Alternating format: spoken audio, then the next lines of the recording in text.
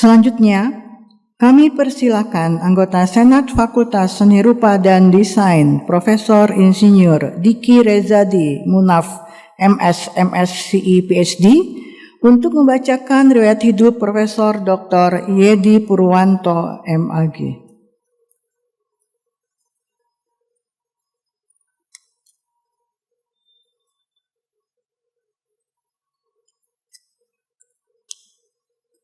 Atas waktu yang diberikan, Ibu Ketua FPB, pimpinan perwakilan dari pilar ITB di sini, MBA, Senat Akademik maupun eksekutif, serta Profesor Kementerian Pendidikan Tinggi dan Saintek.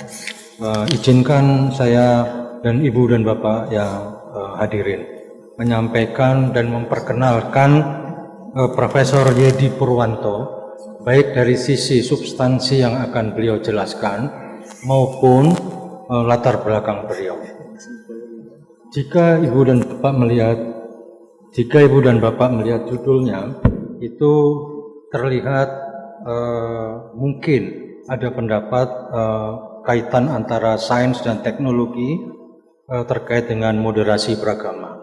Hal ini terkait dengan tugas pokok dari ITB, bahwa sejak tahun 2013 ITB wajib mengembangkan 5 pilar disiplin ilmu, yaitu sains, teknologi, seni, ilmu sosial, dan ilmu humaniora.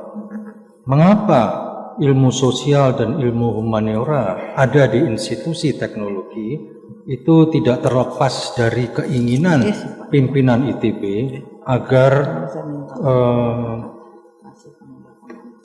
sivitas akademika ITB itu mempunyai perspektif kemanusiaan dan pemahaman yang mendalam tentang kemanusiaan, selain dari sains, teknologi, dan seni.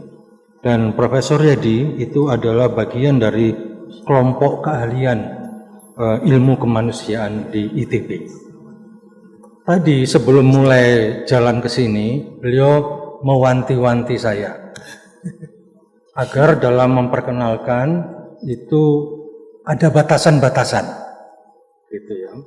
Nah, Profesor Yedi ini saat ini berumur 60 tahun. Nggak usah dijelaskan tanggal dan tahunnya, pokoknya 60 tahun gitu aja. Yang kedua, beliau terhitung mulai tanggal guru besar adalah 1 September 2024. Kemudian nama istri adalah Nur Aini saja, tidak ada yang lain. Maksudnya namanya bukan orangnya gitu ya. Jadi Nur Aini saja. Mari kita buktikan nanti di bagian akhir dari presentasi beliau. Terima kasihnya ke siapa saja? Mestinya ke Bu Nur Aini saja. Nama anak beliau ada Fitri, Dini, dan Alvin. Insya Allah ada di sini. Pendidikan beliau itu mulai dari IAIN Sunan Gunung Jati, kemudian IAIN Syarif Hidayatullah, dan UIN Syarif Hidayatullah. Jadi dengan background pendidikan dan tempat kerja beliau sebagai staf pengajar mata kuliah umum serta koordinator mata kuliah umum di ITB selama beberapa tahun, itu yang membentuk judul dari orasi sekarang. Jadi suatu perjalanan yang panjang, ya, seperti itu. Dan pada waktu beliau menjadi koordinator MKDU, tiap semester itu menangani 9.000 mahasiswa. Ya, banyak sekali yang ditangani oleh MKDU. Selanjutnya, riwayat organisasi beliau sangat panjang dan bersifat banyak instansi yang terlibat. Namun pada intinya ada 3 instansi yang terlibat dalam perjalanan hidup beliau, yaitu Kementerian Pertahanan, kemudian Kementerian Pendidikan, baik Dikdasmen maupun Pendidikan Tinggi, serta Kementerian Agama. Ya, jadi itu lahan beliau nyari proyek. Banyak gitu ya, seperti itu. Tentang kegiatan penelitian, nggak usah saya sebut satu-satu, pokoknya dijamin masuk surga lah. Kalau lihat judulnya, ya, jadi saya jamin pokoknya, dan tolong dipercaya. Publikasi beliau juga banyak, sekitar 23 dalam bentuk jurnal internasional maupun nasional. Pembimbingan selama 2016-2025 cukup banyak juga, baik sebagai pembimbing mahasiswa magister dan doktor, seperti itu. Jadi ini yang dipersyaratkan juga dalam proses pengajuan guru besar. Penghargaan selain untuk beliau pribadi yang ditayangkan di depan, beliau juga pemberian beberapa penghargaan untuk institusi. Ya, jadi kalau di sini bersifat individu, namun di luar dari itu ada penghargaan-penghargaan yang diberikan kontribusi beliau untuk institusi, yaitu ITB. Yang terakhir tentang hobi, Ibu Bapak bisa lihat di sini bahwa adalah membaca buku, gitu, kemudian dakwah, kemudian jogging. Yang terakhir saya baru tahu, santap kuliner. Baru baca tadi pagi saya. Tapi jarang ngajak Ibu Bapak. Gitu. Mudah-mudahan setelah ini ada sedikit pengaruh. Nah, itu ya. Ibu Tua yang saya hormati, saya mohon izin untuk minta tolong pada MC mempersilahkan Profesor Yedi untuk memberikan orasi ilmiah. Terima kasih.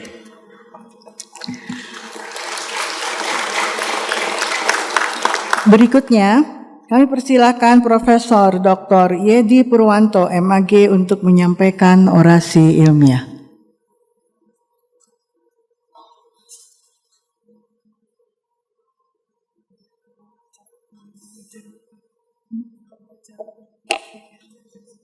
Assalamualaikum warahmatullahi wabarakatuh.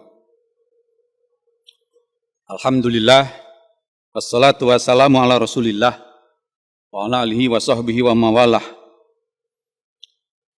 Yang terhormat Ketua Majelis Wali Amanah ITB atau yang mewakilinya, yang kami hormati Ketua Senat Akademik ITB atau yang mewakili, Rektor ITB atau yang mewakili, kebetulan rektornya ada di daerah Jawa Tengah, Ketua, Sekretaris, dan anggota Forum Guru Besar ITB, yang terhormat para dekan di lingkungan ITB, para ketua senat fakultas, sekolah, atau kakak, atau yang mewakili, Bapak Ibu, tamu undangan yang hadir di Aula Barat dan tamu undangan yang hadir secara daring, izinkan pada kesempatan yang sangat baik ini, di forum yang sangat mulia ini, di institusi di mana kami lebih dari 32 tahun mengabdikan diri kami sebagai insan bagian daripada Sivitas Akademika ITB. Judul kami tentang peran sains dan teknologi terhadap penguatan moderasi beragama di kalangan generasi Z menuju Indonesia Emas 2045, studi kasus di ITB. Setara institut, BNPT, Wahid Institut, beberapa tahun yang lalu mengemukakan tentang hasil riset mereka tentang adanya gejala-gejala ajaran ekstrim, bahkan sampai membawa kepada radikalisme di kalangan generasi muda. Kita melihat konflik daerah, konflik nasional, konflik regional, bahkan konflik global, itu salah satu diakibatkan karena pemahaman tentang suatu yang diyakini yang tidak bersifat moderat, atau kami istilahkan dengan tidak moderasi beragama. Oleh karena itu, tujuan dari kajian ini adalah didedikasikan untuk menjadi solusi dari berbagai kasus yang terjadi, terutama konflik-konflik horizontal, baik level daerah, nasional, kemudian juga sampai kepada global. Moderasi beragama adalah cara pandang, sikap dan praktik beragama yang mengedepankan keseimbangan, dengan bahasa lain, toleran, anti kekerasan, penghargaan kepada perbedaan, dan juga ramah terhadap budaya lokal atau local wisdom.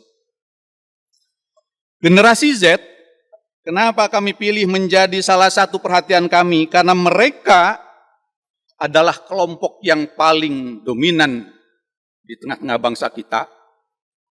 Dan juga mereka adalah generasi yang paling rentan untuk menjadi makanan empuk dari pihak-pihak yang ekstrim, baik ekstrim kiri maupun ekstrim kanan.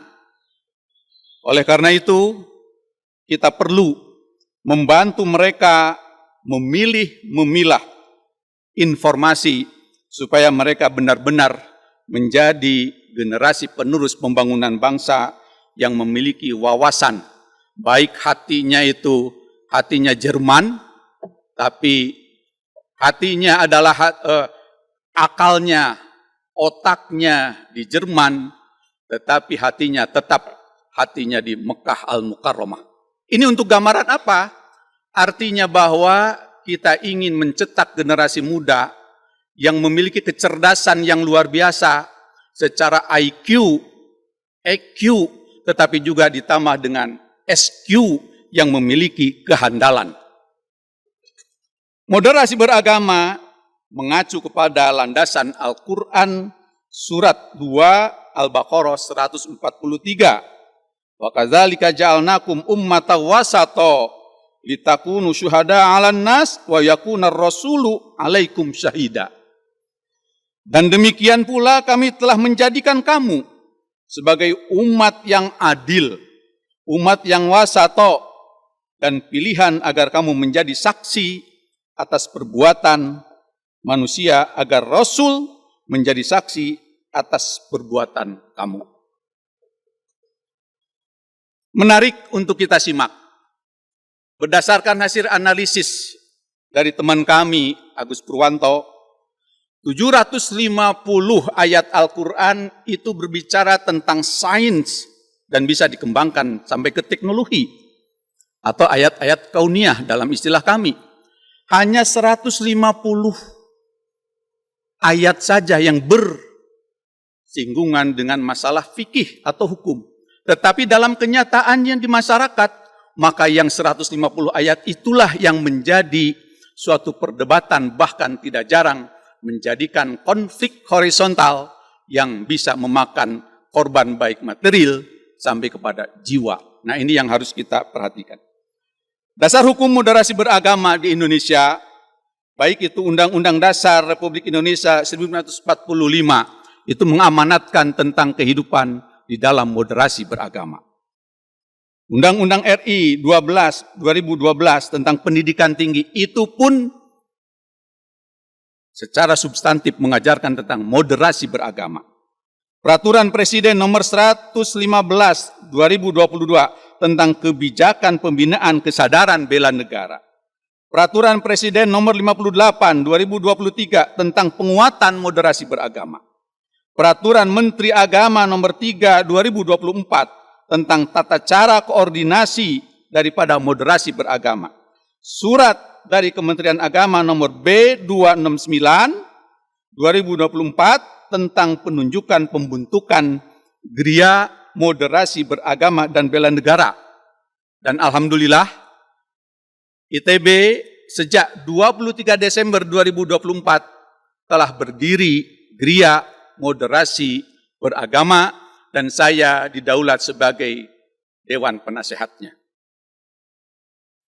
27 Desember 2024, alhamdulillah, ITB mendapatkan Moderasi Award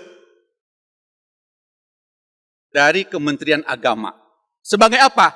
Sebagai kampus pelopor dari moderasi beragama di lingkungan perguruan tinggi. Bapak Ibu yang kami hormati, moderasi beragama ini merupakan gambaran dari visi dan misi daripada ajaran Islam yang mengacu pada surat Al-Anbiya 107, "Wa ma arsalnaka illa rahmatan lil alamin." Tidak semata-mata kami wahyukan ajaran Islam itu kepada engkau, wahai Muhammad, kecuali supaya menjadi rahmat bagi segenap alam.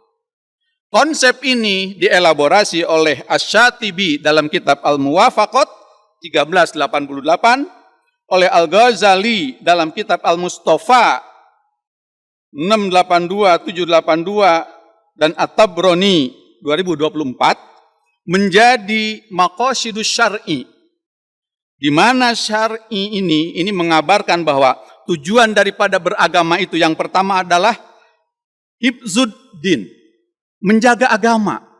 Jadi orang menghargai agama orang itu adalah suatu dasariah, hak asasi manusia. Tidak bisa dipaksakan.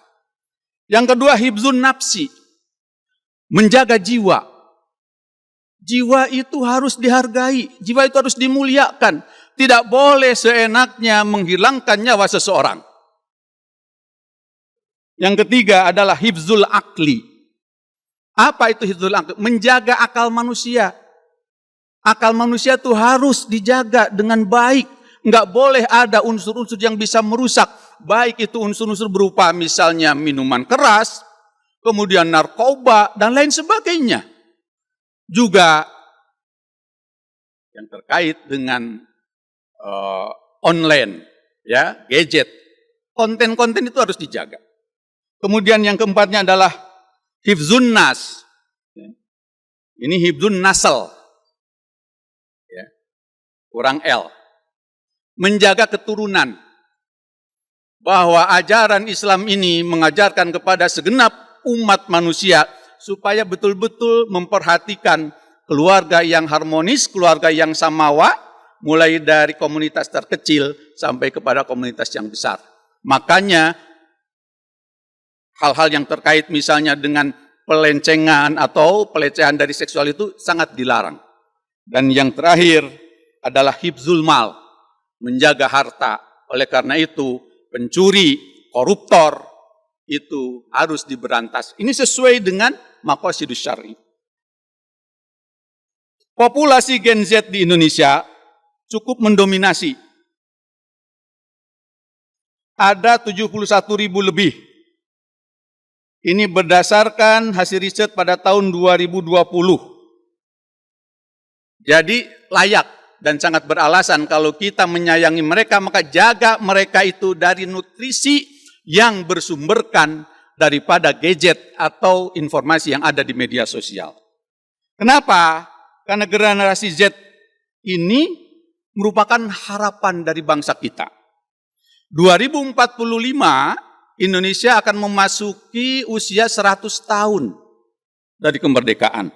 Maka layak kalau generasi Z ini kita perhatikan supaya mereka selamat dari virus-virus yang akan menyengsarakan mereka, baik virus secara fisik maupun virus secara psikis.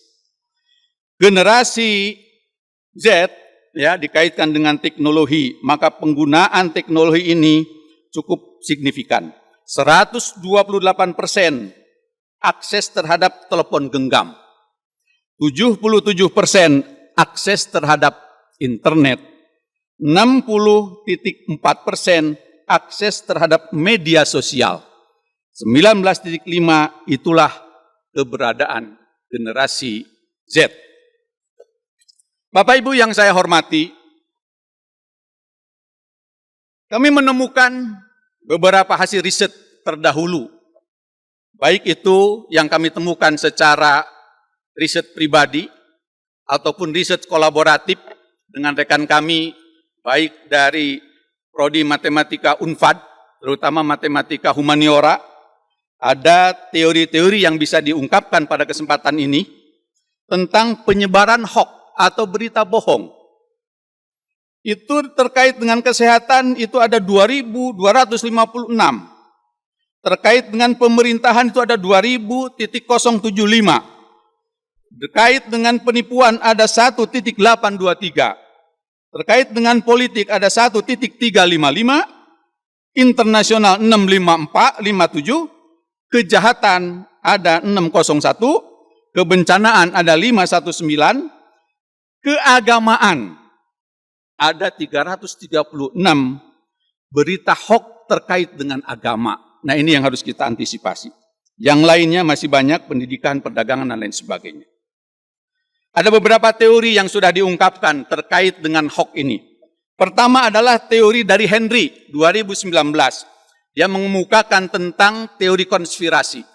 Jadi hoax atau berita bohong itu memang sudah dibangun wacananya itu sejak lama. Kata Henry, suatu kebohongan, dia akan meminta kebohongan-kebohongan berikutnya supaya menutupi daripada kebohongan yang pertama. Oleh karena itu, tidak mustahil, ya, karena kebohongan ini adalah sesuatu yang akan merontokkan sendi-sendi kepercayaan bangsa. Beberapa waktu yang lalu kami mendengar di ruangan ini, kalau kurang cerdas, gampang dipoles dengan edukasi. Tapi kalau tidak jujur, maka kemana kita menyekolahkan orang tersebut? Karena belum ada sekolah khusus untuk mengendalikan daripada kejujuran. Yang kedua adalah teori Muller. 2020, dia menyatakan bagaimana hoax itu diproduksi. Ada 4 alasan. Yang pertama karena iseng. Yang kedua karena kepentingan politik. Yang ketiga karena bisnis. Dan yang keempat karena hegemoni dari suatu kelompok kepada kelompok yang lain. Teori Musa dan Fori ini mencoba untuk memberikan jawaban, di mana kedua ahli ini adalah ahli matematika. Dia mengemukakan tentang model matematika untuk menemukan hoax, bagaimana pertumbuhan hoax, dan sampai bagaimana nanti mengendalikan hoax atau berita bohong. Bapak Ibu yang dirahmati Allah, Gria Moderasi Beragama. Sebagaimana tadi disampaikan bahwa ITB sekarang sudah punya Gria Moderasi Beragama sejak launching sekaligus FGB pada 23 Desember 2024 yang lalu. Dan alhamdulillah 27 Desembernya kami mendapatkan yang namanya Moderasi Award, ya, sebagai kampus pelopor dari moderasi beragama. Jadi alhamdulillah, ya, kita berikan apresiasi. Nah ini, ya, aslinya ada di rektorat. Kami cuma megang fotonya saja, ya. Jadi alhamdulillah ini kita bersyukur. Kalau ITB ini diharapkan seperti tadi Prof. Diki menyampaikan, kita ini di bawah 3 kementerian, Kementerian Pertahanan dan Keamanan, Kementerian Pendidikan Tinggi dan Ristek, dan juga Kementerian Dikdasmen, kemudian juga Kementerian Agama. Bapak Ibu yang dimuliakan, pemahaman mahasiswa mengenai moderasi beragama ini perlu untuk saya sampaikan pada kesempatan ini. Lokus riset kami yaitu sebanyak hampir 400 mahasiswa ITB. Semuanya adalah generasi Z. Kemudian kami berunding dengan 8 orang para dosen agama dan etika Islam di lingkungan ITB. Kemudian rentan penilaian ada 3,33 sampai 3,70 dan seterusnya, bahwa etika moderasi beragama dapat membantu saya, ini menurut responden, artinya mahasiswa kita di ITB, di dalam menghindari konten yang tidak pantas di internet. Kita kasih aplaus kepada mahasiswa kami di ITB.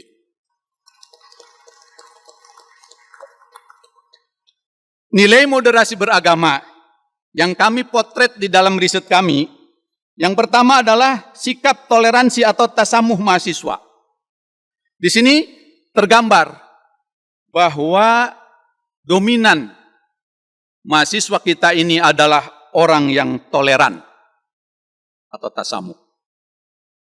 Kemudian sikap adil, artinya mereka itu berlaku adil atau tidak.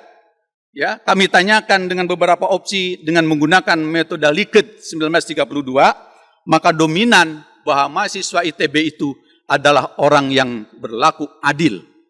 Ini boleh jadi karena edukasi dari para dosennya, dari dosen eksak dan juga teknologi, mereka itu tidak bisa main-main dengan kejujuran. 0,0 sekian saja meleset daripada yang ditentukan, maka tidak akan menjadi sesuatu alat yang bisa kita harapkan. Semakin canggih teknologi, semakin rigid ketelitian yang harus dilakukan. Kemudian dalam sikap moderat, ya, jadi moderat itu dia tolerannya cukup tinggi, gitu kan ya. Ini juga menggambarkan tentang suatu yang sangat menggembirakan. Ini grafik yang disampaikan. Kemudian pandangan tentang benci terhadap kekerasan. Jadi mahasiswa ITB itu tidak suka dengan hal-hal yang berbau-bau kekerasan. Baik kekerasan secara verbal, kekerasan secara fisik, ataupun kekerasan apapun juga. Mereka detil loh. Ketika kami misalnya meminta, kamu harus jujur. Maka mereka pun akan mengatakan, apakah Bapak sudah jujur? Ini. Kemudian juga tentang ramah budaya, ya, atau ramah terhadap local wisdom. Maka kami sudah membuktikan bahwa mahasiswa ITB itu adalah orang-orang yang sangat ramah dengan local wisdom. Hanya saja barangkali perlu dicatat ketika kami mengajarkan tentang hal-hal yang bersifat moderat, tapi di sisi lain kekuatan yang dihadapi oleh ITB secara sivitas akademika adalah kekuatan-kekuatan dari luar yang ini tidak bisa ditanggulangi hanya oleh dosen-dosen agama dan etika Islam saja. Bapak Ibu yang dirahmati Allah, temuan dari kajian yang kami lakukan selama ini antara lain bahwa media sosial merupakan jembatan bagi generasi Z untuk mendapatkan kesuksesan di masa yang akan datang. Sains dan teknologi sebaiknya menjadi alat dukung bagi generasi Z. Dan mereka mempunyai suatu mentalitas yang sangat prima untuk menangkis informasi-informasi yang tidak baik. Yang ketiga, penelitian ini tentu saja merekomendasikan kepada beberapa hal, beberapa kalangan untuk internal dari mahasiswa, tentu saja kami selalu memberikan satu dukungan moral kepada mereka. Semangat. Kenapa? Karena belajar di ITB itu bukan hanya untuk meraih prestasi, tapi juga bagian daripada ibadah. Demikian juga dosen-dosen. Yang kami rasakan bahwa kami bukan hanya untuk melaksanakan tugas, tapi adalah panggilan ilahi, panggilan daripada dakwah dan tanggung jawab moral menyertai daripada itu. Kemudian juga bagi lembaga pendidikan perlu meningkatkan edukasi tentang pentingnya pendidikan berbasis moderasi beragama dipadu-padankan dengan pendidikan sains dan teknologi. Sehingga man behind the gun-nya itu betul-betul sangat bagus. Dan yang ketiga, bagi pemerintah diharapkan dapat meningkatkan daya dukung di dalam menumbuh kembangkan jiwa moderat, rukun, adil, damai di kalangan mahasiswa generasi Z. Dalam kesempatan ini yang sangat berbahagia, saya mohon izin kepada Bapak Ibu yang hadir di sini untuk mengucapkan rasa terima kasih yang tiada tara. Pertama kepada pimpinan ITB dan jajarannya. Rektor ITB, Profesor Dr. Insinyur Tata Cipta Dirgantara, atau yang mewakili di sini. Ketua jajaran Majelis Wali Amanah, Ketua dan jajaran Senat Akademik, Ketua Forum Guru Besar, Prof. Mindri, tentu saja dengan jajarannya yang sudah luar biasa bekerja keras, sehingga acara ini terlaksana pada pagi hari ini. Para direktur beserta jajarannya, pimpinan Fakultas Seni Rupa dan Desain, dosen beserta staf, dekan dan jajaran dekanat FSRD ITB, para kaprodi di lingkungan FSRD ITB, Prof. Diki R. Munaf, mengedukasi dan memberikan stimulus yang luar biasa kepada kami. Prof. Yasraf Amir Piliang, Dr. Andrianto Rikrik, Dr. Nia sebagai kaprodi dari KKIK TB, segenap dosen dan tendik FSRD ITB. Juga pada kesempatan yang sangat bahagia ini, saya ingin menghaturkan terima kasih kepada Prof. Zahidin sebagai senior kami dari kampus tetangga kami, yaitu dari Universitas Pendidikan Indonesia, sekaligus mantan dari pendiri atau penggagas dari Asosiasi Dosen Pendidikan Agama Islam di Indonesia. Pimpinan beserta jajaran Asosiasi Dosen Pendidikan Agama atau ADPC, di sini hadir ada Dr. Andi Hadianto, dan juga beliau itu adalah Wakil Rektor di Universitas Negeri Jakarta. Harusnya di depan duduknya. Pimpinan beserta jajaran Asosiasi Masjid Kampus Indonesia atau AMKI. Di sini hadir Profesor Hermawan K. Dipoyono. Alhamdulillah, beliau membersamai kita dan mengedukasi kita. Beserta pimpinan Yayasan Pembina Masjid Salman, Profesor Suwarno, dan juga jajarannya, dan juga para pemimpin dari divisi-divisi yang ada di Salman. Izinkan kami juga untuk menyampaikan rasa terima kasih kepada Profesor Dr. Imam Dawud. Beliau salah seorang guru besar keluaran dari Al-Azhar University, sudah 2 kali datang ke sini, 2017 dan 2019, mengisi Stadium Jenderal. Ahlan wa sahlan ya Maulana Al-Ustad Dr. Muhammad Imam Dawud. Rasa hormat juga kami sampaikan kepada Profesor Etin Anwar dari Universitas di Amerika Serikat.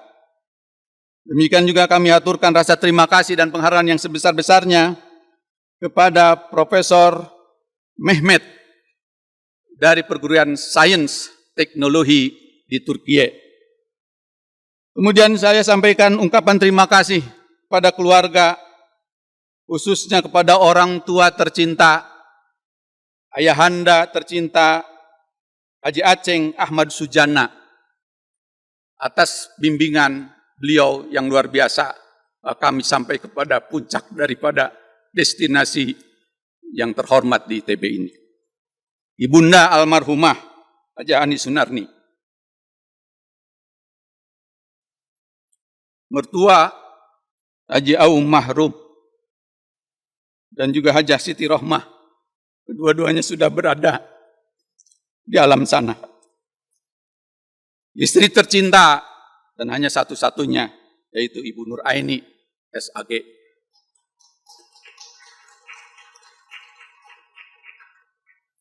Anak kami, Fitri Awaliyah MSI, ini Siti Hanifah MSI, Alvin Nur Rahman, serta mantu kami Dr. Ega Adi Wicaksono, sekaligus mewakili dari Universitas Gajah Mada, Yogyakarta. Dan cucu tercinta buah hati kami, Gazi Al-Hanan Wicaksono.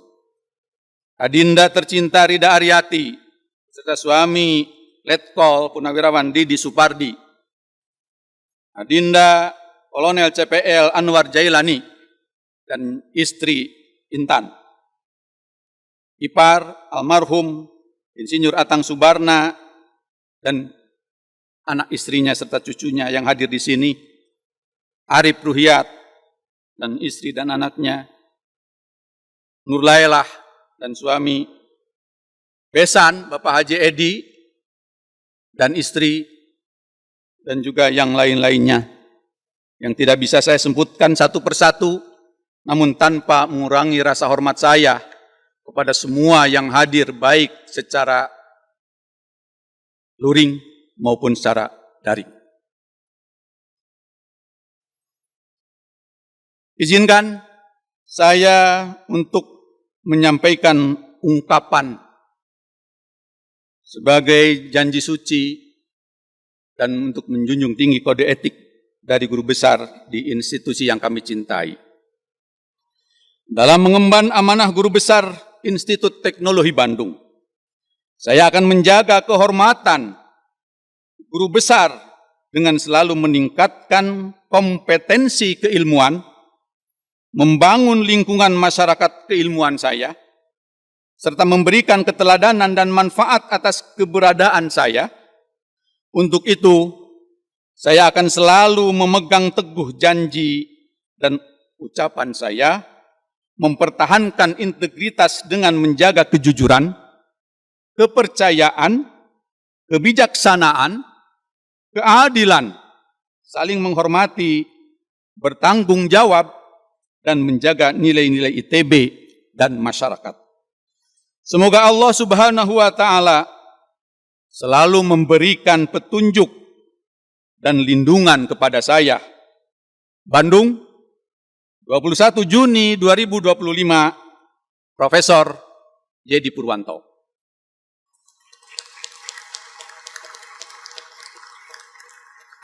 Demikian sidang yang terhormat, Bapak Ibu yang hadir di ruangan Aula Barat ini.